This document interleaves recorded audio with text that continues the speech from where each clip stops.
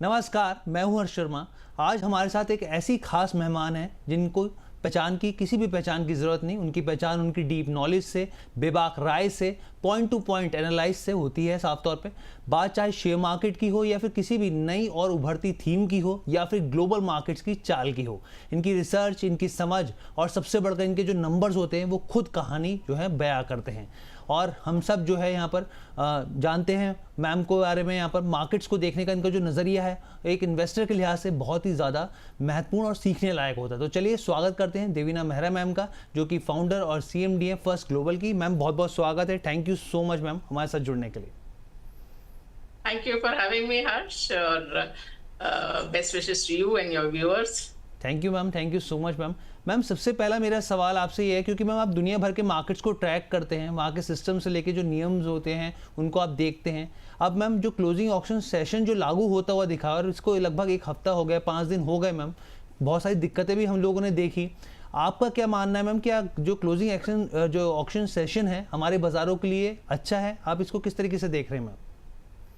देखिए, एक तो ये बात है कि हम लोग ट्रेडिंग करते नहीं हैं और ना ही मैं कमेंड भी करती हूँ कि आप ट्रेडिंग करें बाजार में, बिकॉज वो प्राय खोने का ही गेम होता है। तो ये जो इसके पीछे जो सोच है वो तो ठीक है, क्योंकि जैसे आपने वो जेन स्ट्रीट वाला भी जो सेबी का ऑर्डर देखा होगा, तो ये तो हो रहा था कि बहुत बार क्लोजिंग प्राइसेस को कई तरह से मैनिपुलेट करने की कोशिश की जाती थी। तो वो शायद उसको रोकने के लिए सेबी ने ये किया है। तो ये तो है कि ऑफ कोर्स जो लोग इस ट्रेडिंग करते हैं उनके लिए एडजस्टमेंट के लिए टाइम लगेगा। सो वहां से मुझे कुछ प्रोटेस्ट भी सुनाई दे रहे हैं, लेकिन उसके पीछे सोच तो ठीक है कि ये जो होता है कि आपने एक बार वो आखिरी में बहुत सारा ट्रांजैक्शन करके प्राइस को कहीं का कहीं कर दिया। और वो जेन स्ट्रीट वाला अगर आप सभी का ऑर्डर पढ़ें तो प्राय उसमें वही है। बिल्कुल मैम। अच्छा मैम, आपकी नज़र से अभी मौजूदा जो भारतीय बाजार हैं वो आपको कैसे लग रहे हैं?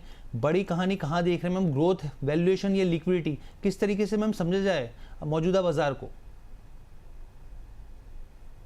देखिए, लिक्विडिटी अल्टीमेटली किसी चीज का डिटर्मिनेंट नहीं होता है। तो ये तो मैं पहली चीज आपको ये बता दूं कि बहुत बार लोग पूछते हैं कि FII का पैसा कहाँ आएगा। मैंने कहा उससे फर्क क्या पड़ता है। आप देखिए लॉन्ग टर्म में FII का पैसा यहाँ आए या वहां आए या आए ही नहीं या बहुत सारा आए, कि उन सबसे बाजार को बहुत फर्क पड़ता नहीं। और उसका सबसे बड़ा उदाहरण तो वही है कि जब पहली बार भी FIIs आए थे 1994 से लगभग आना शुरू हुआ था पैसा, तो 94 से 2003 वो जो 9 वर्ष का पीरियड था उसमें भारतीय बाजारों का नेट रिटर्न 0 था। तब इसमें ऊपर गया फिर नीचे आया। तो अगर उस समय तो ना म्यूचुअल फंड इतने थे, ना रिटेल पार्टिसिपेशन था, और पहली बार बाहर से पैसा आ रहा था, तो आप सोचेंगे इतना पैसा आएगा तब तो बाजार चलेगा ही, लेकिन हुआ ऐसा नहीं। बाजार उसके पहले चल चुका था, उसके बाद चला ही नहीं।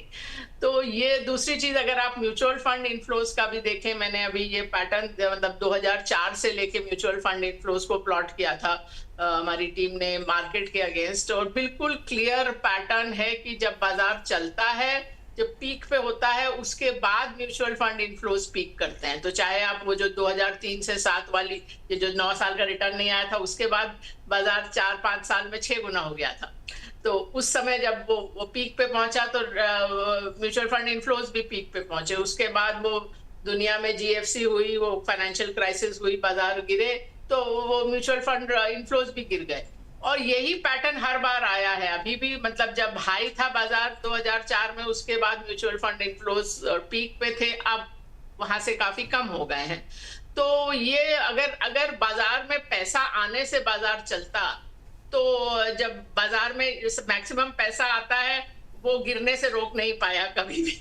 और जब इनफ्लो सबसे कम होते हैं वहां से बाजार चलता है। तो ये चीजें तो जहां तक आप अगर वैल्यूएशन की बात करें, तो अगर आप देखिए पूरे बाजार का वैल्यूएशन देखने में बहुत ज्यादा मतलब नहीं रहता, क्योंकि इंडेक्स का कॉम्पोजिशन इतना बदलता रहता है। आप 20, 25, 30 साल का देखें तो बिल्कुल ही कॉम्पोजिशन बदल जाता है।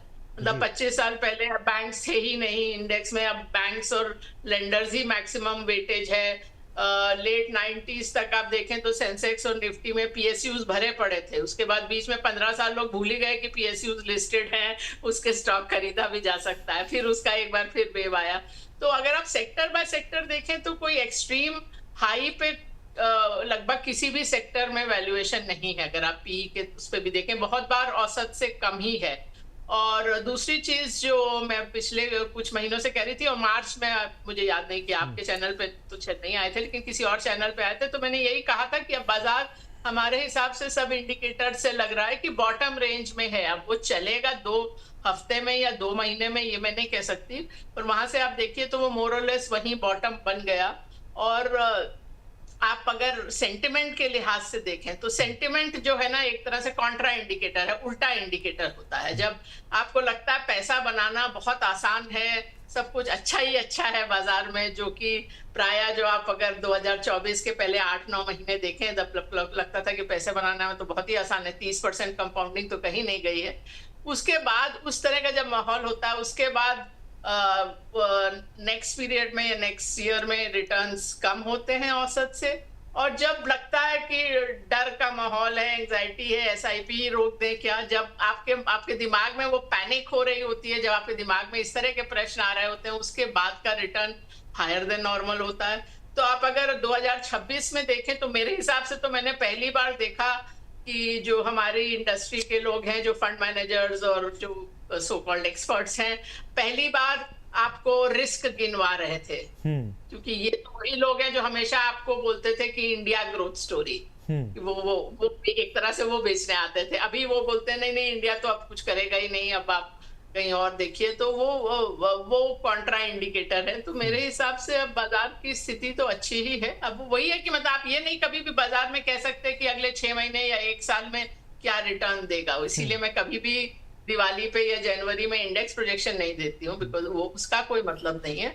लेकिन आप सब तरह के इंडिकेटर देखें, आप अर्निंग्स भी देखें, तो अब उसमें भी आपको बेहतरी नजर आ रही है।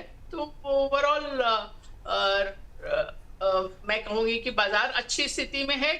और एक ये भी बात है कि अगर इस साल देखें तो भारत का बाजारों ने विश्व के बाजारों से बनस्पत बहुत कम रिटर्न दिया है। मतलब हम बिल्कुल, अभी मैंने एग्जैक्ट अभी का नंबर तो नहीं देखा, पर हाल फिलहाल तक तो आप बॉटम के समझ लीजिए 10% बाजारों में थे। तो वो भी एक पैटर्न होता है। अक्सर ये होता है कि जो बाजार बॉटम में होते हैं एक साल, वो अगले साल काफी अच्छा करते हैं। सब केसेस में नहीं, अक्सर ऐसा होता है। बिल्कुल मैम, बहुत अच्छे से आपने क्लैरिटी दी। और देखिए मैम की ये खासियत और बहुत पसंद है, क्योंकि बहुत सारे एक्सपर्ट क्या करते हैं, प्रिडिक्शन करते हैं कि भाई आप 1 साल बाद देखिए बाजार यहाँ चला जाएगा, वहाँ चला जाएगा। मैम इस पर बिल्कुल भी विश्वास नहीं रखती। मैम क्लियर कट जो मैंने आपको मैम का इंट्रो दिया, वही मैम उसी चीज़ पर जो है हम अभी भी देखा। लेकिन हाँ, 3 बातें जो मोटी मोटी निकल के आई। एक तो मैम ने कहा कि बॉटम की स्थिति लगभग बनती हुई दिख रही है, वैल्यूएशन जो है वो बेहतर लग रहे हैं, अर्निंग मैम को जो है वो ठीक ठाक लग रहे हैं। मैम फिर किस ट्रिगर का इंतजार है मैम? काफी समय हो गया मैम, बढ़ नहीं पा रहा मैम। जब सब कुछ ठीक ठाक लग रहा है तो मैम अब क्या किया जाए मैम? अच्छा, 2 चीजें। एक तो मैं आपके प्रश्न का तो उत्तर मैं ये देती हूँ कि बाजार आपको फ्रस्ट्रेट करेंगे। ये बाजार का एक तरह से फितरत है कि आपको फ्रस्ट्रेट करेंगे। वो नहीं होगा जो आप चाहते हैं जिस टाइम पीरियड में। मैंने आज ही पोस्ट भी किया एक्स पर और लिंक्डइन पर कि अगर आप ये सोचते हैं कि मतलब अभी लोग आके बोलते हैं अरे फिक्स डिपॉजिट जितना भी रिटर्न नहीं मिला तो क्या फायदा हुआ है इन्वेस्ट करके। मैंने कहा फिर तो आप समझ ही नहीं रहे ना कि इक्विटी क्या चीज है। अगर आप थ्योरी में सबसे पूछें तो सब लोग बोलेंगे हाँ इक्विटी वॉलेटाइल है, मैं इक्विटी में इन्वेस्ट कर रहा हूं, मुझे मालूम है इसमें रिस्क है, I am comfortable with the risk. पर जब असली में पोर्टफोलियो में लाल निशान नजर आता है ना, तब हालत कुछ और होती है। तो आप वैसे देखें तो अगर आप पिछले 2 फाइनेंशियल ईयर में देखें, फाइनेंशियल ईयर 25 और 26, मतलब तो उसमें आप देखेंगे नेट रिटर्न निफ्टी का 0 है। तभी 1 साल -4 है, 1 साल +6 है, तो कुल मिला के 0 है।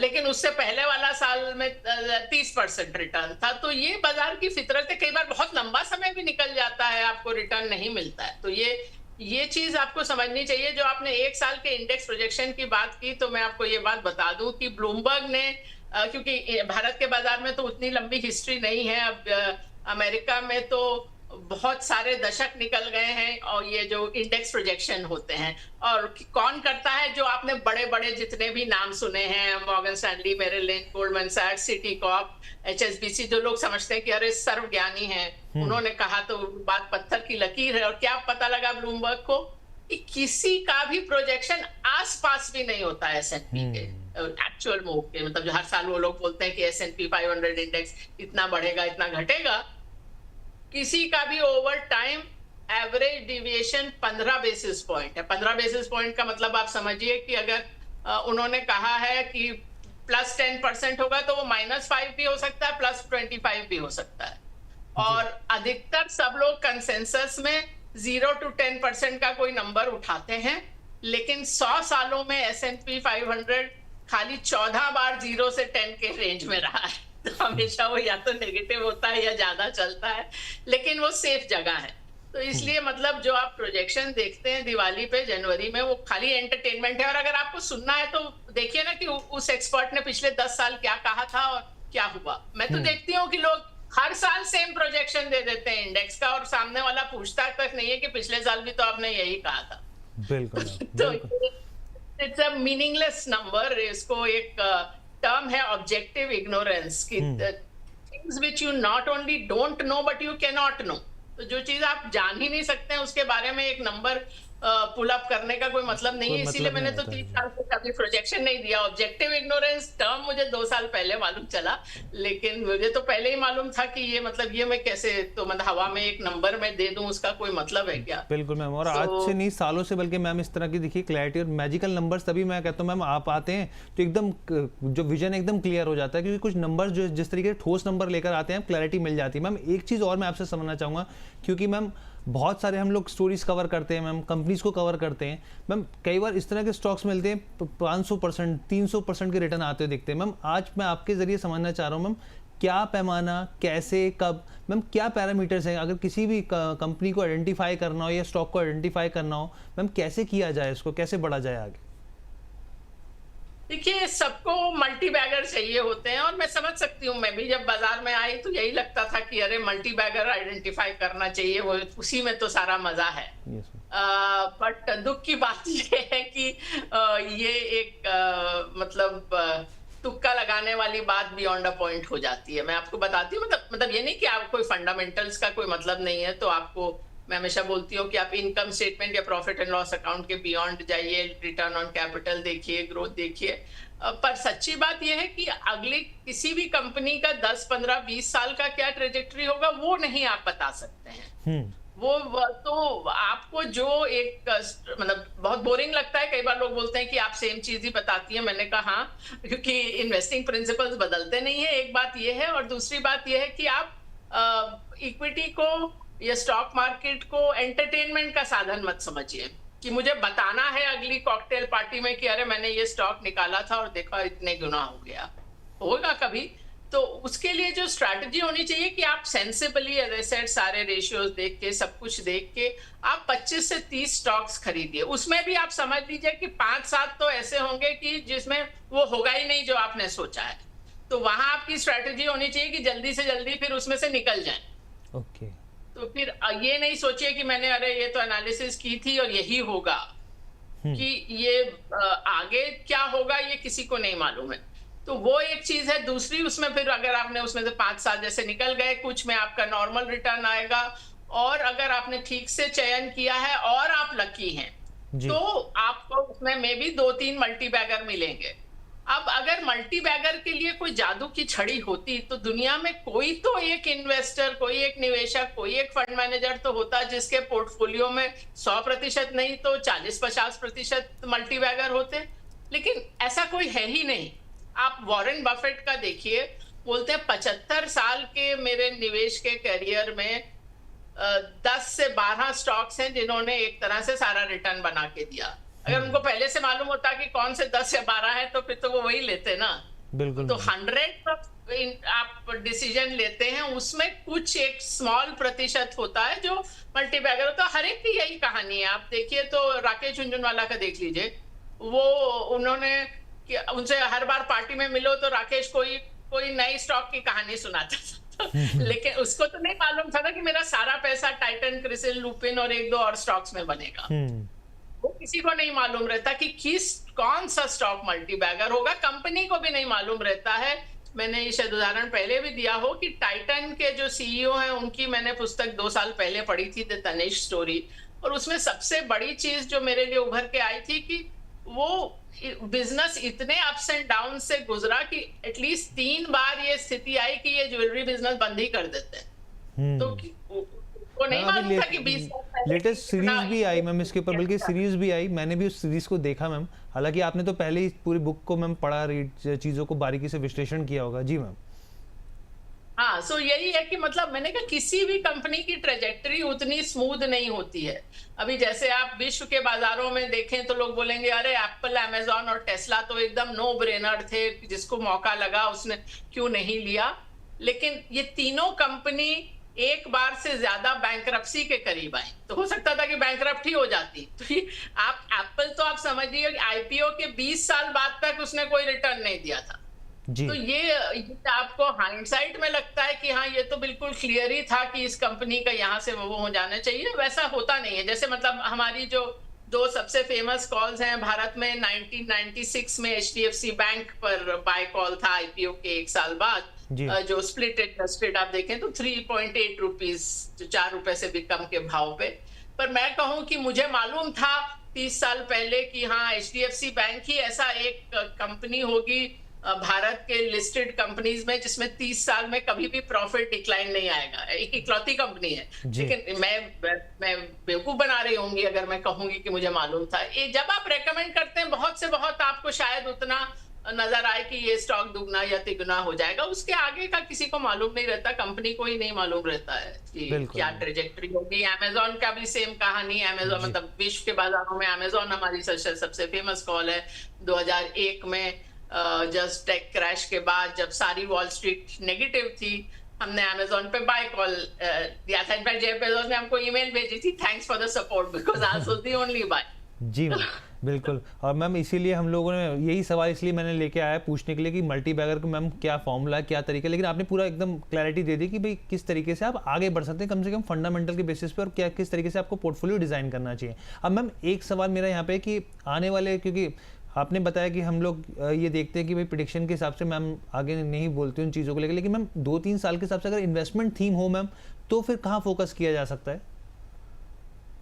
ये थीम भी बदलती है। मैं आपको बताऊं, अभी अगर मैं अपने पीएमएस को देखूं तो पिछले लगभग 2.5 साल से हम लोग फार्मा पे ओवरवेट हैं, ऑटो कंपोनेंट्स और ऑटोस पे ओवरवेट हैं। अभी ऑफ कोर्स अभी हमारा रीबैलेंस चल रहा है, तो हो सकता है उसमें कुछ बदलाव हो, हर तिमाही पे हम लोग रीबैलेंस करते हैं।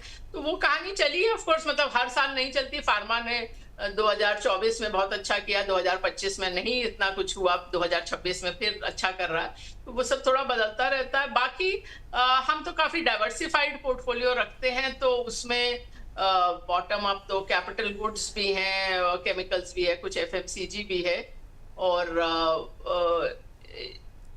बाकी बैंक्स में हम ओवरवेट नहीं है, लेकिन बैंक्स में नॉर्मली मेरा वेट बहुत ही कम होता है, उतना कम नहीं है। तो ये ब्रॉडली ये है, but more it is company by company. Okay ma'am. And we hold, मतलब आप लोग करीब लगभग 50 स्टॉक होल्ड करते हैं। हमारा मतलब पीएमएस का स्कीम का नाम ही है इंडिया सुपर 50। तो मैम सबसे ज्यादा वेटेज कहाँ पर है फिर मैम, अगर उसके हिसाब से देखेंगे तो? ये सबसे ज्यादा तो हो सकता है, देखिए पूरे इंडेक्स में बैंक्स का वेटेज सबसे ज्यादा है, तो उसके कारण वो थोड़ा स्क्यू हो जाता है। जबकि मैं हमेशा बोलती हूँ, लोग बोलते हैं कि आपका तो तकिया कलाम है ये कि I am a very nervous investor in banks and lenders. So I wish कि बेंचमार्क का इतना बड़ा पार्ट नहीं होता है, you know, I could have ignored it, but it is such a big part of the benchmark that you can't ignore it. But वो तो इसलिए परसेंटेज के हिसाब से तो मतलब लगभग हो सकता है बैंक ही बड़ा हो, I am not very sure, but ठीक है। अच्छा मैम, क्योंकि आप ग्लोबल मार्केट्स को लेकर गहरी समझ रखते हैं मैम, क्योंकि डाइवर्जेंस पिछले कुछ समय में देख रहे हैं हम, अमेरिका के बाजार जो है वो नए हाई लगा रहे हैं, ताइवान के बाजार में प्रॉफिट बुकिंग देखने को मिल रही है। मैम भारतीय निवेशक आजकल बहुत स्मार्ट हो गए हैं। मैम ग्लोबल मार्केट्स के हिसाब से आपको लग रहा है कि कहीं मौके दिख रहे हैं, अपॉर्चुनिटी दिख रही है? देखिए भारतीय निवेशक, ये अच्छी बात है कि ग्लोबल मार्केट्स को देख रहे हैं, क्योंकि ये एक चीज मैं ही कई सालों से बोल रही थी कि आपको ग्लोबल मार्केट्स में निवेश जरूर करना चाहिए। जो अभी काफी सारे जो मैं फ्रेजेस यूज करती थी, होम कंट्री बायर्स और ये सब, अब मैंने देखा कि और लोग फ्रेजेस को पिकअप कर लिया है और बोलते हैं। पर अभी मैं आपको एक चेतावनी भी देनी चाहूंगी कि बहुत सारे लोग जो ग्लोबल प्रोडक्ट्स ऑफर कर रहे हैं, जैसे जो गिफ्ट सिटी की स्कीम्स ऑफर कर रहे हैं, उनको एक्चुअली ग्लोबल मार्केट्स के बारे में कुछ नहीं मालूम है। मतलब वो आके चाहे पॉडकास्ट में आपको बोल दें कि I am an expert in global markets, but आप देखिए तो 2 साल पहले तक वो लोग खुद ही ग्लोबल मार्केट में कोई निवेश नहीं कर रहे थे, और कर भी रहे थे तो एक आध इंडेक्स फंड लिया हुआ था। उनका कोई डेप्थ नहीं है। हम ये काम कर रहे हैं 1999 से। So 1999 में first global became the first Asian, not just the first Indian, the first Asian member of the London Stock Exchange other than the Japanese. But RBI के पास कैटेगरी ही नहीं थी कोई ओवरसीज सब्सिडरी बनाने की, मतलब अदर देन बैंक्स किसी finance company ने भारत से बाहर कोई कंपनी सेटअप ही नहीं की थी। तो we were the first to London Stock Exchange, and then फिर US broker dealer also NSD। तो हम ये सब कंपनीज 25-26 साल से फॉलो कर रहे हैं, तो इसलिए हमको मालूम है कि वहां पर खतरा भी कहाँ है। होता क्या है, आप मैं ये अनफॉर्चुनेट चीज है कि asset management companies mostly are asset gathering companies, so they are not concern कि निवेशक का पैसा कहाँ बनेगा, वो उसमें उनको उसकी चिंता नहीं है। उनको लगता है हमारा पैसा कहाँ बनेगा, तो हमारा पैसा कहाँ बनेगा जहां हम एसेट इकट्ठा कर सकें। अब भारतीय बाजारों ने 2 साल कुछ नहीं किया तो भारत वाले हमारे प्रोडक्ट्स में पैसा नहीं आ रहा है, तो क्या करें, अब हम लोग ग्लोबल कहानी बेचते हैं और वहां पैसा इकट्ठा कर लेते हैं। लेकिन मैंने जो लास्ट देखा था, गिफ्ट सिटी वाले लगभग सभी प्रोडक्ट्स 6 महीने के हिसाब से डाउन थे, जो ग्लोबल प्रोडक्ट्स थे, और 1 साल में भी कोई बेंचमार्क के आसपास भी नहीं था। तो ऐसा नहीं कि ग्लोबल मार्केट से अच्छा नहीं किया, पर आपने अच्छा नहीं किया। क्यों? क्योंकि आप मतलब एक तरह से देखिए, जब आपको समझ नहीं है तो आप पीछे देखते हुए चलाते हैं। तो आपने पहले सोचा कि अरे AI की स्टोरी तो आसान है, ये जो मैग्निफिसेंट 7 जो कहलाते हैं भारत यूएस के 7 बड़े tech stocks, Meta, Microsoft, Google, Nvidia, Tesla etcetera, तो वो ले लेंगे तो आसान है, ये तो चल जाएगा, तो हमारा तो सेफ है ये। तो वो पहले आपने वो लिया, लेकिन आप ये समझे ही नहीं कि उसकी ये बात सही है कि 2023 और 24 में इन्हीं 7 स्टॉक्स ने कंप्लीटली अमेरिकन मार्केट को ड्राइव किया था, लेकिन 2025 तक वो बुल लड़खड़ाने लगा था। उसमें 7 में से खाली 2 स्टॉक चले थे, गूगल और एनवीडिया, और इस साल तो कई स्टॉक्स उसमें से गिर गए हैं। ठीक है मैम, सॉरी क्योंकि तो इस साल अगर आप देखें तो बहुत सारी ओल्ड इकोनॉमी कंपनीज बहुत अच्छा कर रही है मैम, बिल्कुल। हाँ, आप देखिए तो जो रसल 2000 जो अमेरिका का स्मॉल और मिड कैप इंडेक्स है, उसका रिटर्न S&P 500 से दुगना है। और एकदम ही जो ओल्ड इकोनॉमी है, डाउ जोन ट्रांसपोर्टेशन इंडेक्स, उसने भी डबल से ज्यादा किया है ऐसे। बिल्कुल मैम, मैं आपको माफ़ी चाहूँगा मैम, बीच में रोकने के लिए मैं माफ़ी चाहूँगा मैम। आपको एक्चुअली समय की बाध्यता है मैम, हमारे पास समय बहुत कम है मैम। मैं आखिरी सवाल आपसे लेना चाहूँगा ma'am, I am so sorry for that ma'am. Ma'am 3-4 सवालों का मिक्सचर में एक आपसे समझना चाह रहा हूँ मैम, बहुत शॉर्ट में आंसर आपसे चाहूँगा मैम, क्योंकि हमने देखा कि फार्मा स्टॉक्स को लेकर मैम जिस तरीके से यहाँ पर एक अच्छी तेज़ी आई है रिजल्ट्स के बिना पर हमने देखा, और खासतौर पर स्मॉल कैप फार्मा स्टॉक्स ने बहुत अच्छी स्ट्रेंथ दिखाई मैम। वहीं दूसरी और ऑटो की बात करें, ऑटो एंसिलरीज या OEMs मैम, वहाँ पर भी एक कन्फ्यूजन है निवेशकों के मन में कि भाई किसको चुना जाए किसको ना चुना जाए मैम। आप इस थीम को दोनों के हिसाब से मैम किस तरीके से आप बेहतर पॉजिटिव देख रहे हैं मैम, और क्या करना चाहिए मैम यहाँ पर?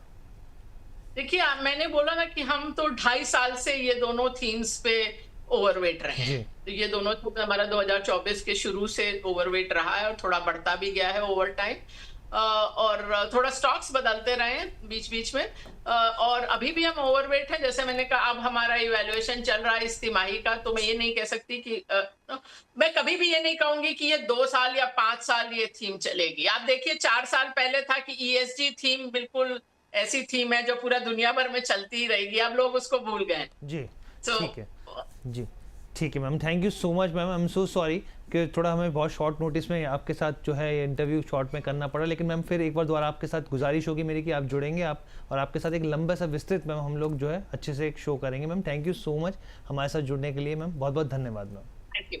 Thank you. तो ये ओवरऑल शो था, उम्मीद करते हैं आपको पसंद आया होगा। फिलहाल के लिए इजाज़त दीजिए, बहुत बहुत धन्यवाद।